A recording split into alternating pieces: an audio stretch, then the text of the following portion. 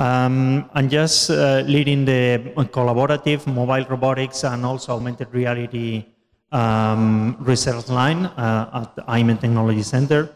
And here just to make a short speech about applications in Industry 4.0, how we approach to the industry and what are we doing to transfer technology to the companies.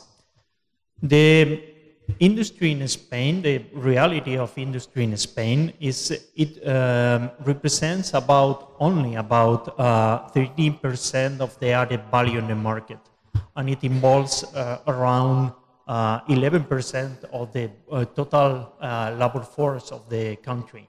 As you know, Spain is a service country because mostly because tourism and focus on the south of Europe is not so industrial in the north.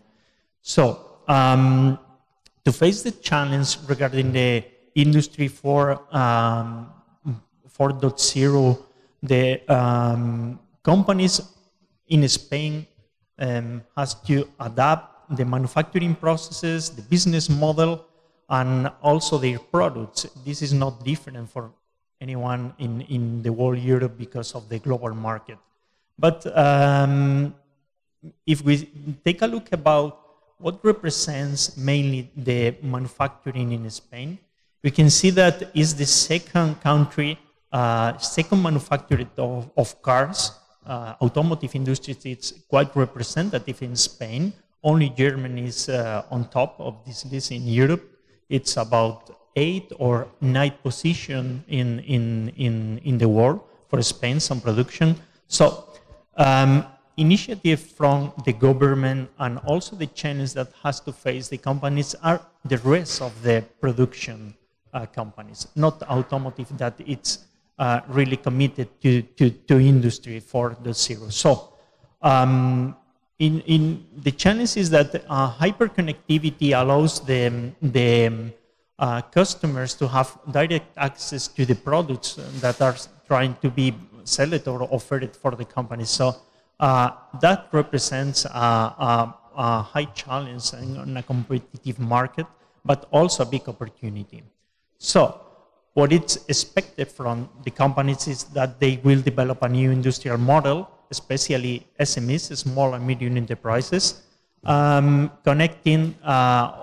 developing flexible manufacturing solutions on the facilities, just connected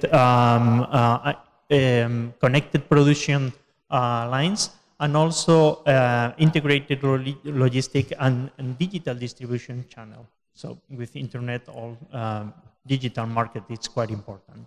To face this challenge, central government of Spain just kicked off an initiative called Connected Industry 4.0. This is, in Spain, is Industria Conectada 4.0. This is a central government initiative to foster the digital transformation of the industry.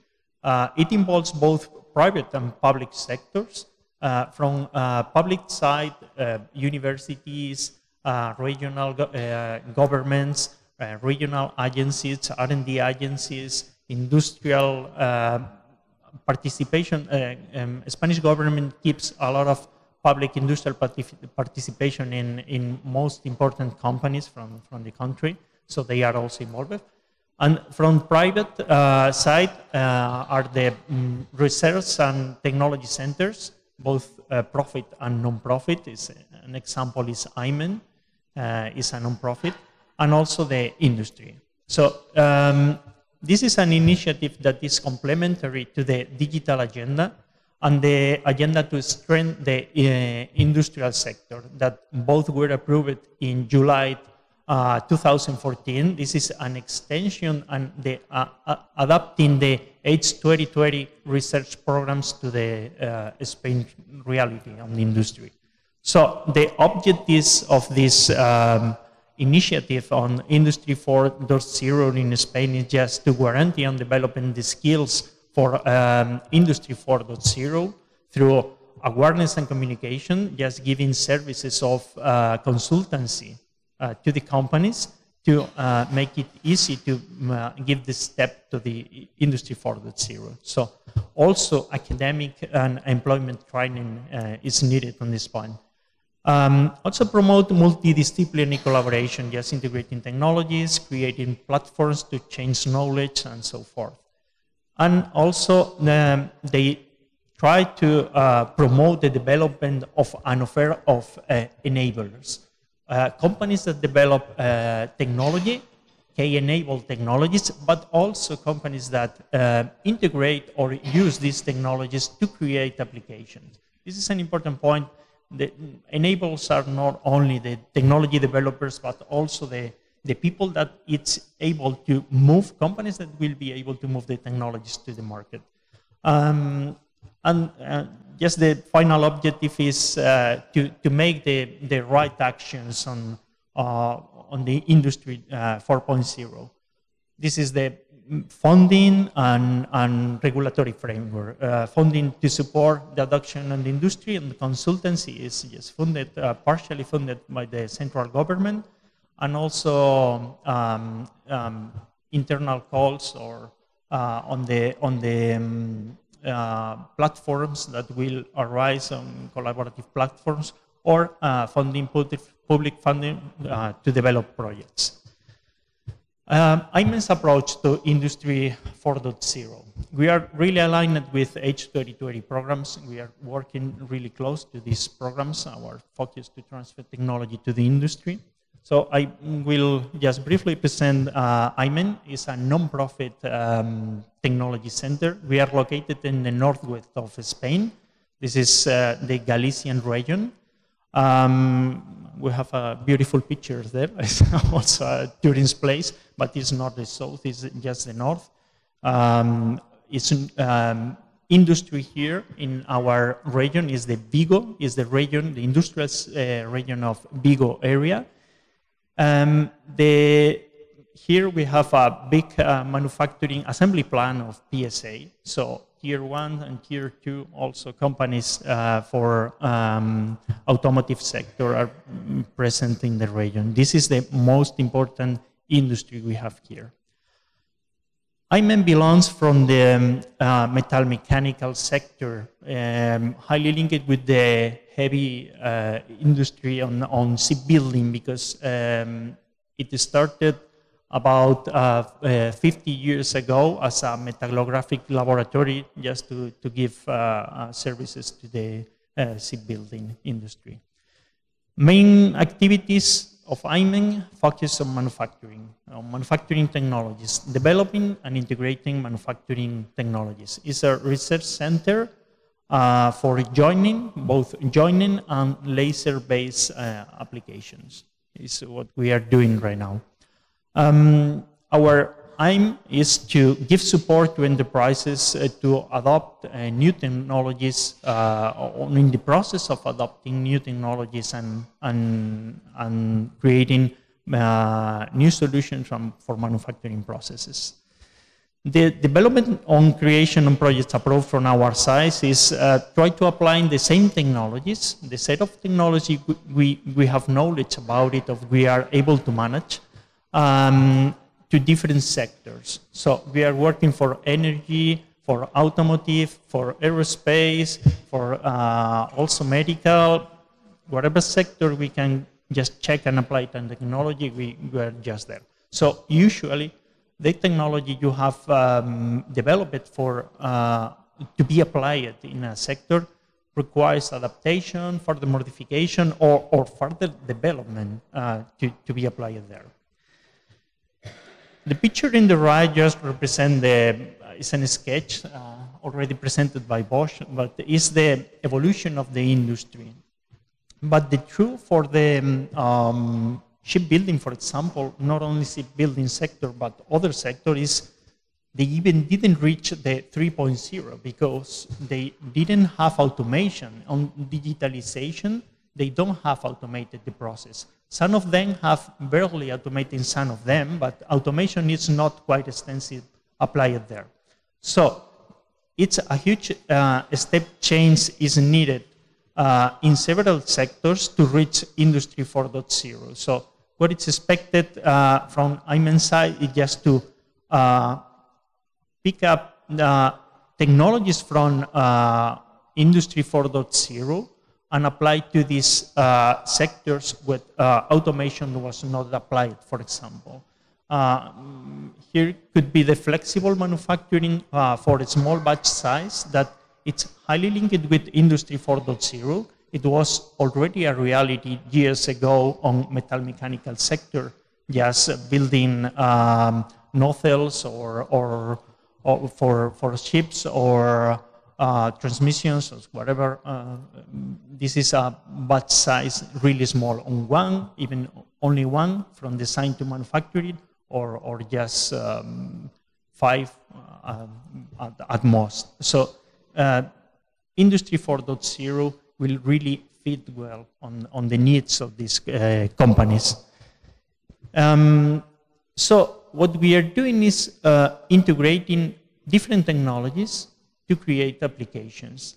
Of course, not only we develop some of these technologies and then search partners that have knowledge in these technologies to create application. We always approach from need from the market to develop applications to cover these needs. So joining, sensing, automation, simulation are our development topics.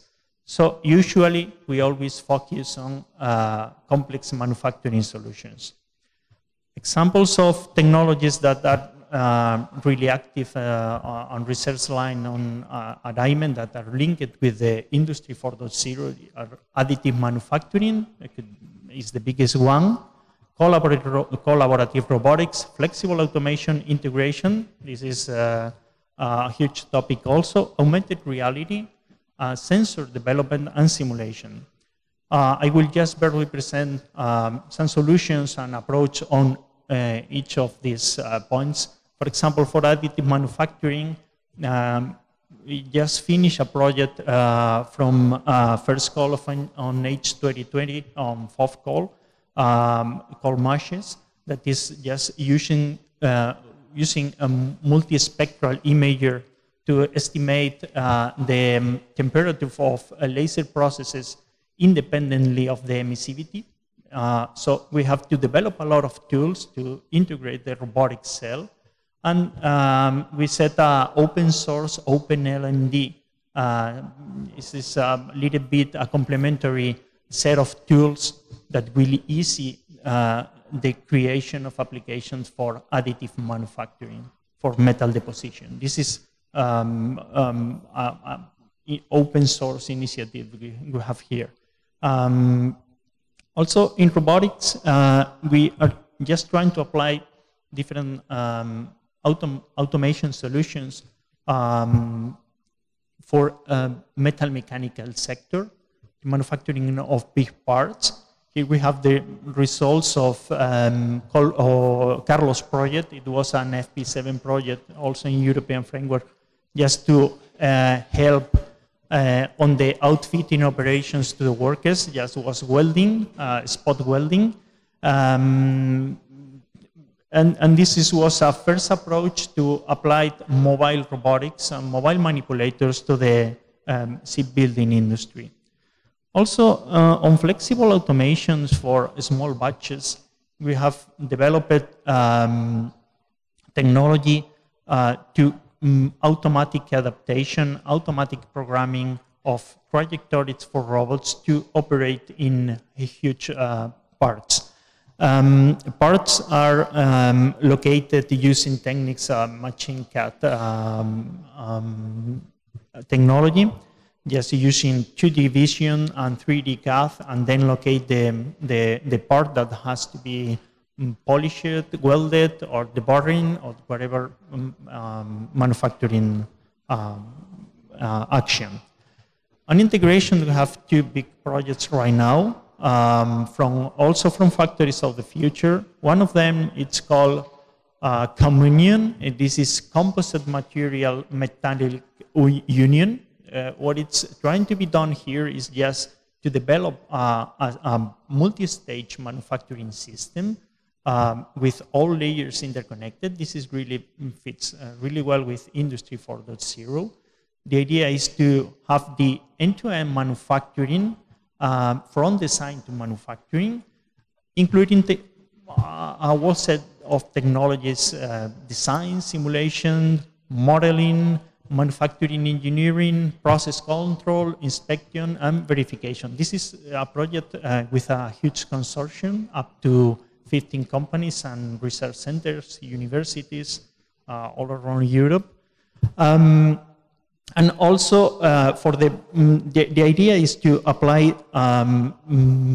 new composite materials by joining with metallic union for both automotive and aerospace.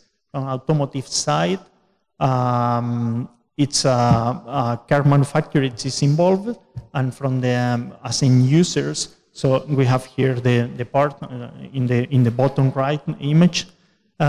Is we are just focusing on what need the industry in this case to apply new materials to the final product. So we are just trying to automate process that right now has not a solution. On augmented reality, we just did a couple of projects to support. Our focus is to give a tool to support the manufacturing, workers' activities on naval outfitting. We are just developing two kinds of tools, of mobile tools. One is projection, helping the workers to know where to fit a part or where to perform a welding through projection. With this, we avoid marking. That takes a lot of time and also is a source of mistake. It's trying to reduce the rework and the time and money companies spend reworking. The other one is using mobile devices. In this case, is a tablet. Use augmented reality for positioning, also for identification of processes that has to be performed on piping. Usually, it's been applied on piping. And also, the same tool could be applied on supervision, just to check if all the manufacturing steps were performed in the right way. Other complementary technology really related with the Internet of Things is the sensor development. We develop embedded systems, mainly to integrate photonic devices. Embedded system development are more related with photonic devices than with control. Both the electronics, we both perform electronic design and software development, and we are doing embedded vision, embedded image reconstruction, analysis, and also real-time data processing using FPGAs and GPS. Also, other small line, but we are really doing innovation actions more than research. We are just transferring to the industry, is the sensing using optical fiber. With this, we are developing what we call intelligent materials. This is both metallic or composite. We just embedded fibers, and we have the capability to know in each moment parameters such as temperature of the component or the strength that it's been applied to the component. If you have any deformation, you can send with high accuracy. And just to finish, simulation and modeling. Virtual plant optimization, virtual pattern development, and manufacturing process modeling. On plant optimization, it's mostly related with development of nonlinear and multiphysicity couplet models. And optimization is production optimization. Just trying to save energy on processes. Here we have an image working for a company that manufacture CV joints, and just trying to reduce the amount of energy for induction process on tempting. Also, intralogistics improvements, so to save time on production. Also, on virtual pattern development, one thing we are just doing is developing the models, applying the models to design the automation process, and then sense all the process and make comparison with the creating model for the adaptation. And for that, we are also using patterns based on patterns to apply machine learning to adapt the controllers to the model. And just some manufacturing process modeling for all kinds of manufacturing processes. Welding, that it's the most used at IMEN, forming, cutting, stamping, and whatever. So thanks to CITC for the invitation to present our focus on Industry 4.0.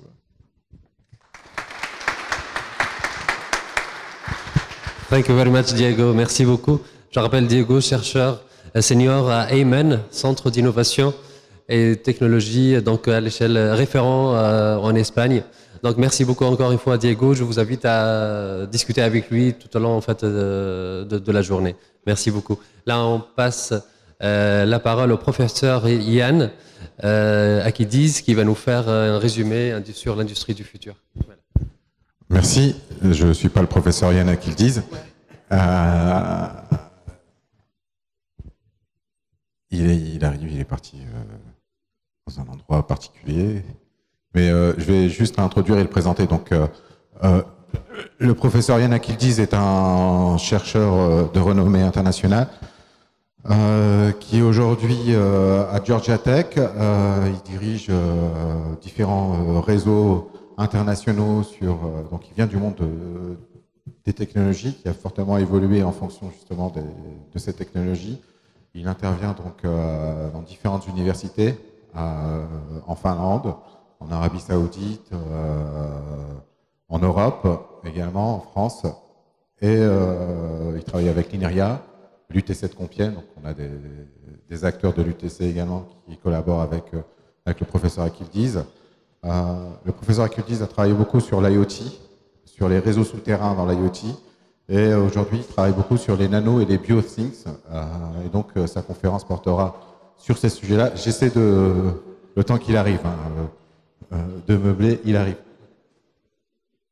Ah, on a la vidéo de M. Majoubi qui est arrivé. Merci. On va quand même meubler avec eux. Ah, il est arrivé.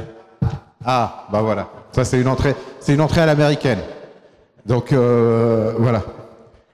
Yann, please. Merci. It's funny. Okay, so he told me in 5 minutes, so that's why I went out. So, bonjour again, and thanks for coming to my presentation. I thank Shakib and Sandrine and all the people that they organized this week, IoT Week. And so I will give a 10 minutes presentation about this kind of like recapping this industrial session, and then I'll give you another seminar for half an hour on Internet of Nano Things. So I'm sure many of you heard about IoT. So as you see here, the things are connected. That means we are communicating between physical world and information world, and we will create a gigantic internet. So there are many IoTs. You know, Internet of Things was introduced back in 1999, and the research has been done. Thousands of papers have been written, and the companies started to get into IoT, and the governments like Finland and England and Germany and France, they invested a lot of money in IoT basic research, also in France, I assume. And then the last 5-6 years, that terminology of IoT really caught the wildfire, and now everybody is talking and creating new applications for IoT. So now people are also working on underwater applications like Internet of Underwater Things, then Internet of Underground Things. I mentioned this morning. Like, for example, agriculturing, smart agriculturing. You can use for football fields, golf courts, and also for piping, like pipes for electricity and cables. And I mean, there are many applications. Internet of Battlefield Things for the military cases. And US Army invested $50 million just recently for 10 years research on things in the battlefield. Then also Internet of Space Things, as I mentioned to you. There are these mug sizes, mug meaning like these small cup sizes satellites, like CubeSat they're called. And they will put a web of these small, very small internet devices in the space, and they want to create an internet. And I have this idea, I was just talking to Thales guy, that can be used, for example, the cloud backwards. I mean, like we have this cloud services, software-defined networking controllers on the ground networks. Can we do the other way around, right? The cloud is on the surface, and then we control all the space machines, space things through this new concept. Then Internet of Nano Things, I will talk about it 30 minutes next. Yesterday I talked about bio-nano things, like the machines which are biocompatible that you inject into your body, and I explain all the interesting research activities, and we can use these mostly for health cases. So I hope that we can prolong the lifespan of the people the next 200 years. I don't know that I'll be alive still, but you know, we'll cure all the problems through these bio-nano things. So again, there are many applications. Again, I was telling you about it this morning. There are many applications of IoTs, like healthcare, smart city, in any areas of the cities, right? In automotive and transportation, like traffic, for example, smart grid for energy issues, smart homes, smart meters. So whatever you see in your life around you, just put there smart, right? Smart seat, smart chair, smart sofa, anything you can imagine, it will be smart, right? Intelligent. So, so there are many market, the market is very active nowadays. So like, again, one of these guys this morning was talking about LoRa, like the long range, like long distance communication of these devices. And they're also trying to reduce the device costs. It's still not that cheap because we need millions of them, right? Based on applications. So we need improved coverages, as well as the battery lives must be prolonged, the energy issues. Then the short range problems, like can we operate them in unlicensed spectrums? What happens if we apply them in the licensed spectrums? So IoT will drive data analytics and cloud computing. It was also mentioned this morning or in the first session. And so there will be a lot of opportunities also to make money. So what are the trends? As you see here, there is a very active area of money exchanges. They are talking about the market will grow from $655 billion to $1.7 trillion in 2020. Then the analytics market is estimated from 27% to 16.3 billion by 2020. And the total service spending will be from 482 billion in 2020 from 21% growth rate from 2013. So you can see all these numbers are gigantic. So there's a lot of money to be made. Also for startups, by the way, not only for the big companies, but also startups can make a lot of money in the IoT. So there is this, the landscape. We have these short-range applications on the left-hand side with their data rates, as you see here. And then in the middle one, Zigbees and this Bluetooth. And then long-distance applications like Sigfox, LoRa, etc. Okay. So again, these were mentioned about it. So there are some, I summarize them here. Why are we not in the trillions now with the IoT? So there are many obstacles. That's what I listed instead of mentioning everything. Security is a problem. Again, this was discussed today. Okay. One of the grand challenges in the information technology is virus shield creation for Internet of Things. It's an open question. How can we create a virus, right? Virus shield around IoTs. Then another challenge is standardization. One size does not fit all.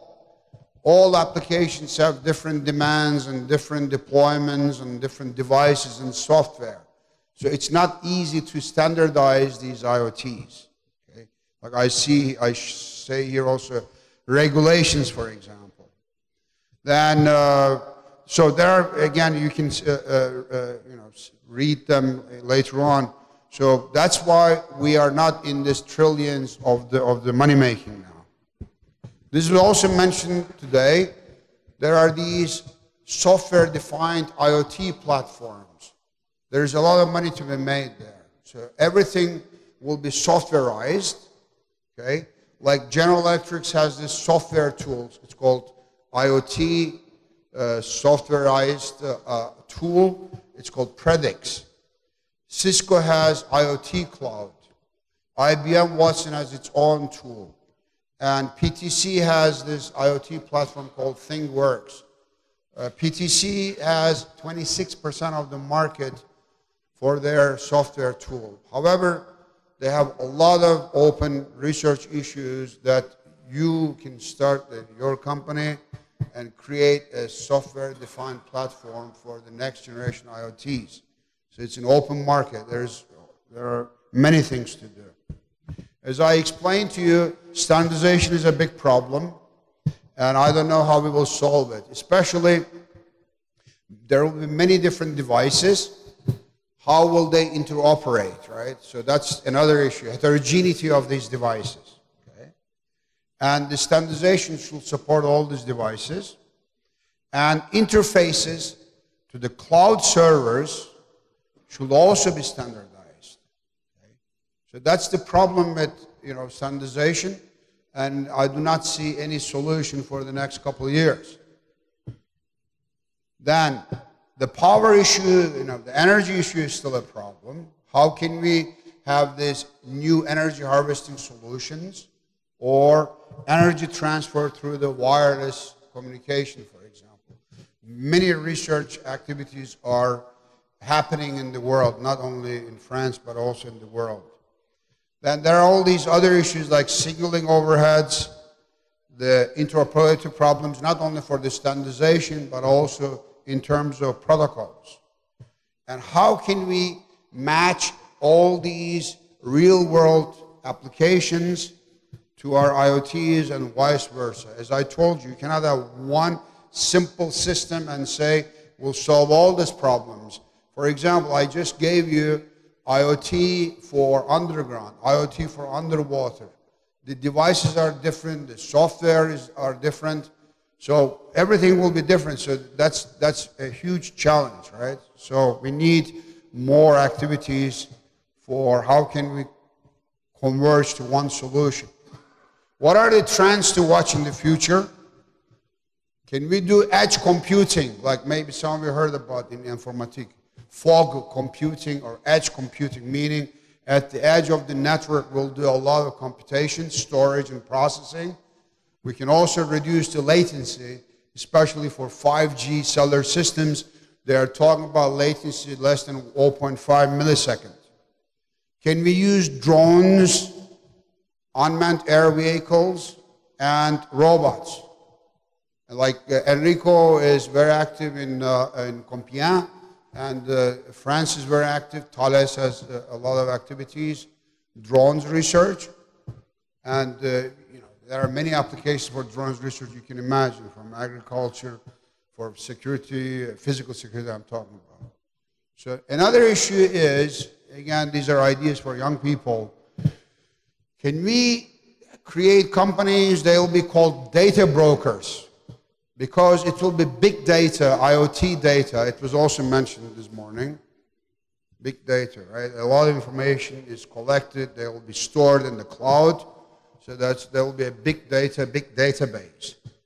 So there will be some companies, they can be data brokers, meaning they can sell those data, right? As an example, IBM bought the weather company data just to market it. So that means IoT generate data is bought, analyzed, and sold to third-party companies.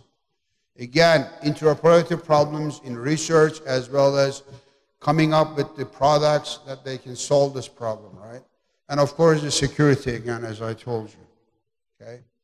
Then another opportunity is, as I told you, business consulting. If I were young, I would start a business consulting company for IoT cases, right? Then IoT drives demand for data analytics. That means data must be managed, integrated, and analyzed. And another solution for scalability problem is, can we use cloud computing and edge computing?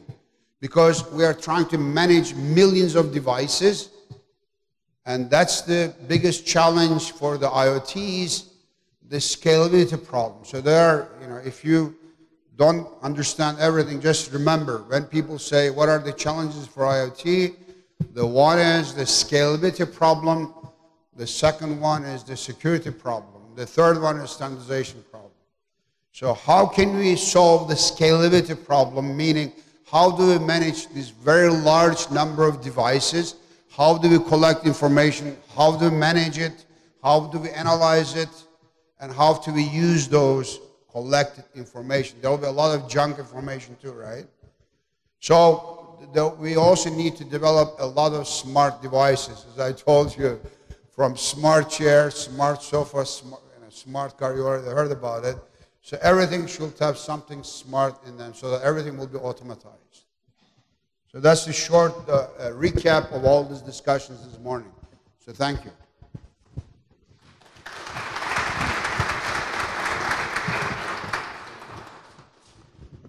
Thank you, Yann.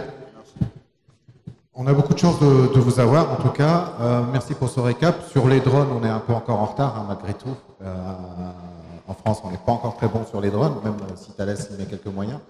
Mais en tout cas, je vous invite à découvrir la masterclass cet après-midi, donc avec Yann, sur les nanosyncs. Et hier, on a eu une conférence sur les bio-nanosyncs. C'est très intéressante également. On a pu voir un peu les aspects sur la santé. Donc cet après-midi sera orienté plutôt sur les nanosyncs, autour de la question de l'industrie. Donc on se retrouve, je vous invite tous un peu à l'extérieur. Il fait un peu froid, donc couvrez-vous et il y a un sandwich qui vous attend pour partager un moment de convivialité.